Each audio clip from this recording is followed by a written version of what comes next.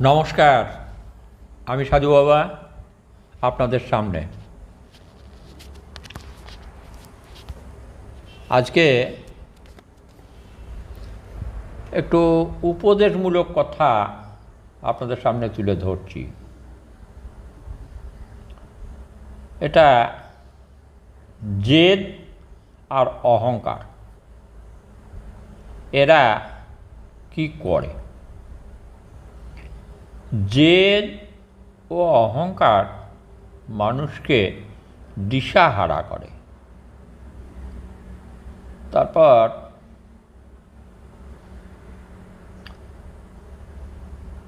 তারা দিগ্ভ্রান্ত হয়ে যে অগ্রসর হয় তাতে কুল কিনারা পায় না, ক্লান্ত হয়ে পড়ে।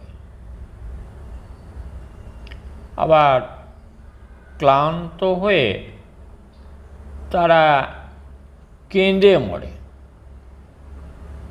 কাজেই জেদ ও অহংকারকে ত্যাগ করতে হবে।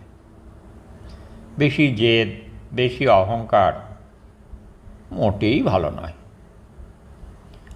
জেদ বা অহং যখন জন্মাবে, ঠিক সঙ্গে সঙ্গে নিজে একবার ভাববেন যে এই জেদ, এই অহংকার আমার করা বা ভাবা বা এটাকে ধরে রাখা আমার উচিত কি না।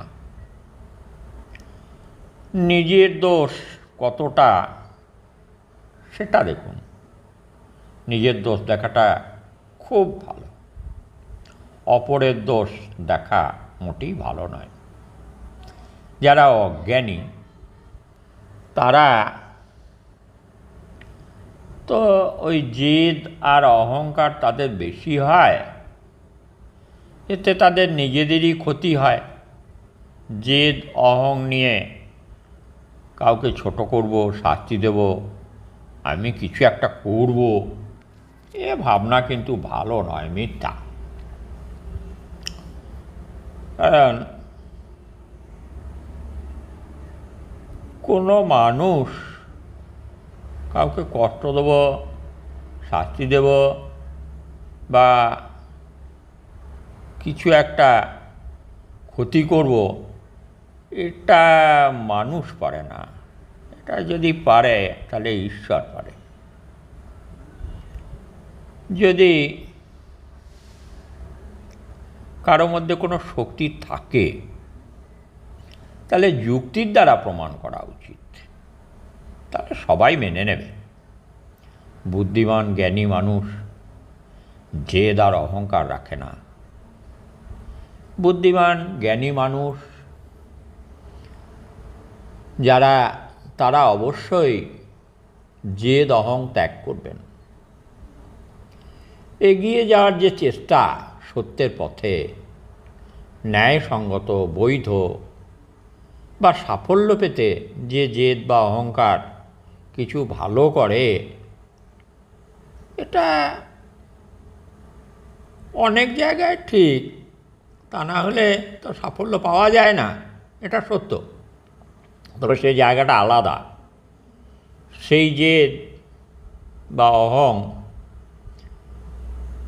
আগে সৎসঙ্গ, সাধুসঙ্গ, জ্ঞানীগুণী মানুষের সঙ্গ লাভ করুন, অহিংসা দূর করুন, পর উপকারিতা, দান, সাহায্য, ঈশ্বর বিশ্বাস, ভক্তি, শ্রদ্ধা, ভালোবাসা, এইগুলো নিয়ে থাকা ভালো।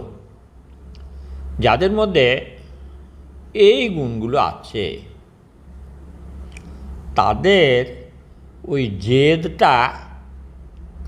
তেজ বলে।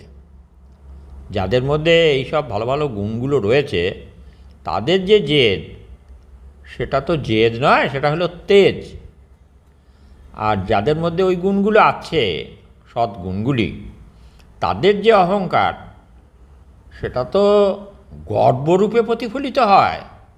সেটা অহংকার নয়, সেটা গর্ববোধ, তাই না?